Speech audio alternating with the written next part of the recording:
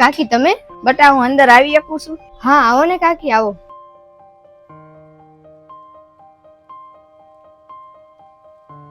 તમારા માટે કઈ સોડા લાવું? તમે કયો હું લેવા જાઉં. ના મારે કાંઈ નથી પીવું, પણ મારે છે ને તને એક વાત કેવી છે. હા કયો ને કાકી. કાલ 1 તારીખ છે ને, 9 મહિનો ચાલુ થાય છે ને, તો તમે મકાનના ભાડા માટે આવ્યા છો કાકી? કાકી તમે ચિંતા ન કરો, દર મહિને અમે છે ને ટાઈમ છે ને મકાન ભાડાના પૈસા છે ને તમારા છોકરાના અકાઉન્ટમાં મોકલી જ દઈએ છીએ, અને આ વખતે મોકલી જ દઈશું. ના ના, મારે ભાડાની વાત નથી કરી, મારે તને બીજી વાત કરવી છે. હા કયો કાકી, તમારે કઈ વાત કરવી છે? ના ના રેવા દે, કાંઈ વાત નથી, હું તો અમથાદ આવી હતી. એમ કેમ કાકી? કઈક તો વાત છે જ તે, મને કયો તમે. હું એમ કહેતી હતી કે મારે છે ને તારી મદદ જોતી છે, તું મદદ કરીશ? હા હું તમારી મદદ કરીશ, પણ વાત શું છે એ તો મને કયો. મને કામની જરૂર છે, તું મને કામ આપીશ? તમારે કામની જરૂર છે અને એ તે મારાથી? હું તમારી વાત કે સમજી નહીં. બેટા મારે પૈસાની જરૂર છે, હું તારા ઘરમાં થોડુંક કામ કરું ને તો એના બદલે મને થોડાક પૈસા આપી દઈશ. પૈસાની તમારે શું જરૂર છે? 3 માળનું મકાન છે તમારું, અને એના ભાડા અમે ભરીએ છીએ, અને કાકા તો રિટાયર્ડ ઓફિસર છે અને પેન્શન એને સારું આવતું હશે, તો મને આ પૈસાની વાત ને કામની વાત તમારી સમજાણે નહીં મને. હું કહું તને, મકાનનું ભાડું, એના પપ્પાનું પેન્શન બધું સમીર પાસે રહેશે, અને એ મને એમ કે તમને 3 ટક ખાવા મળે છે, કપડાં મળે છે, તમારે પૈસાની શું જરૂર છે? પહેલાનો સમય અલગ હતો ને અત્યારનો અલગ છે સમય. પેલા છે ને એના પપ્પા પાસે પેન્શનના પૈસા રહેતા, ભાડાના પૈસા રહેતા, અને અત્યારે છે ને ભાડાના પૈસા, પેન્શન બધું સમીર ને સમીરની વહુ પાસે રહેશે. અમે તો અમારા જ ઘરમાં પારકા થઈ ગયા છીએ.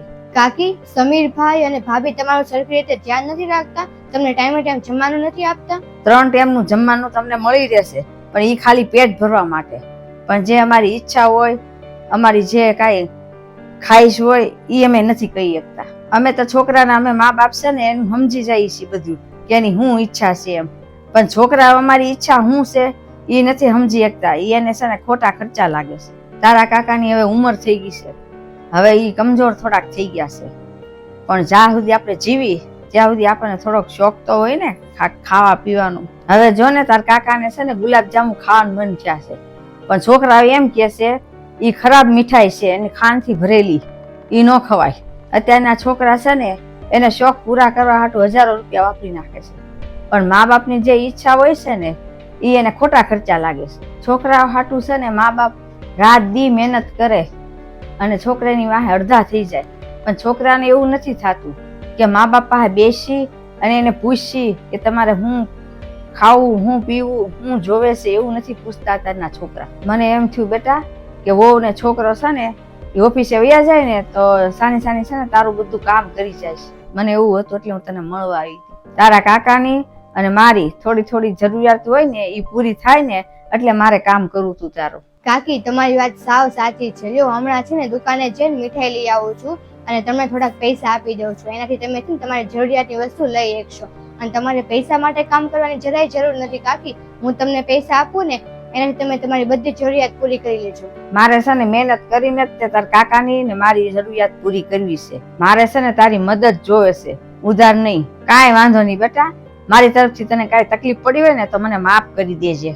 ઉભા રહો કાકી, તમે કાલથી છે ને મારા ઘરે આવી જાજો અને ઘરના કામમાં મારી મદદ કરાવજો, અને આ વાત છે ને આપણે બે વચ્ચે જ રહેશે, તમે કોઈને નહીં કહેતા. તારો ખૂબ ખૂબ આભાર બેટા.